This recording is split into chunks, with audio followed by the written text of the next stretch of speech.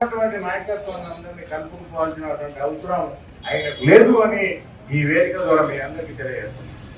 ఎందుకు లేదు అని అంటే ఆయన కాంగ్రెస్ పార్టీ కాదు, కాంగ్రెస్ పార్టీ కాదు, మరి ఏ పార్టీ నుండో గెలిచి ఈ పార్టీకి రావడం జరిగింది. నేను అట్లా కాదు. కొద్దిమీర అనేటోడు మరి లిజెండ్. ఎక్కడ కూడా ఏనాడు కూడా ఇంకో పార్టీకి నేను ఒకటి వేయలే, ఇంకో పార్టీకి పనిచేయలే, ఇంకో పార్టీకి నేను అది చేయలేదు.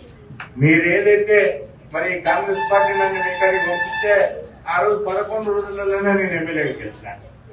మీకు 5 సంవత్సరాలు మీ ఎమ్మటి ఉండి మీ తోడుగా ఉండి మీ అందరి యొక్క మనలను పొందిందనుకుంటే మీరందరూ పక్కన పెట్టారు. మరలా పక్కన పెట్టారు. ఆ కర్మని మనం అందరం అనుభవిస్తున్నాం. అనుభవిస్తలేమనేది కాదు, మీ అందరికీ తెలుసు.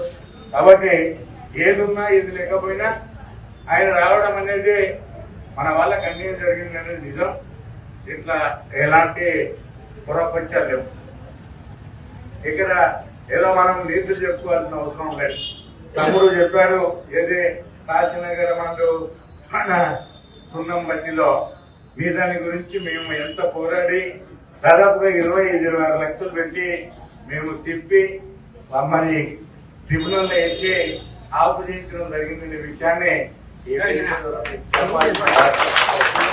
మన పార్టీకి వచ్చిన తర్వాత నేను ఓడిన ఎమ్మెల్యేగా నేను రాసేటందుకు నాకు అధికారాలు లేవు. ఎందుకు లేవు అని అంటే మన ముఖ్యమంత్రి వారు ఎవరైతే తీసుకున్నప్పటికీ వారి ద్వారానే, వారి లెటర్ గారి ద్వారానే మనకి ఇవ్వాలి.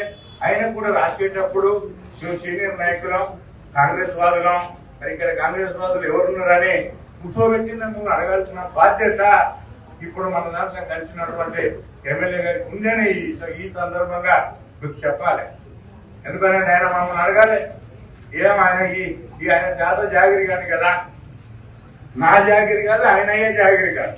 ఇలా కాంగ్రెస్ పార్టీ అధికారంలోకి వచ్చింది, మనందరి జాగిరిది. ఈ మండలంలో ఉన్న నాయకుల అందరి జాగిరి. కాబట్టి ఇక్కడ అందరూ కూర్చోబెట్టుకుని కాంగ్రెస్ వాదులకు ఎక్కువ ఇచ్చే ఆయనతో వచ్చిన వాళ్ళకు కూడా ఇస్తే మేము కాదనేది లేదు.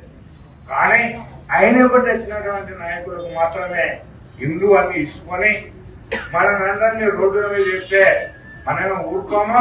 రేపు జరిగే సంస్థాగత ఎన్నికలలో ఇక్కడ కూర్చొని మనకెన్ని వాళ్ళకెన్ని అనేది కూడా మాట్లాడి మీరు నిష్పక్షపాతంగా ఎలక్షన్లో నిలబడతామని చెప్పి మీ అందరికీ నేను తెలియజేసుకుంటూ, నేను ఎప్పటికీ ఎల్లవేళ ఇక్కడనే ఉంటున్నా.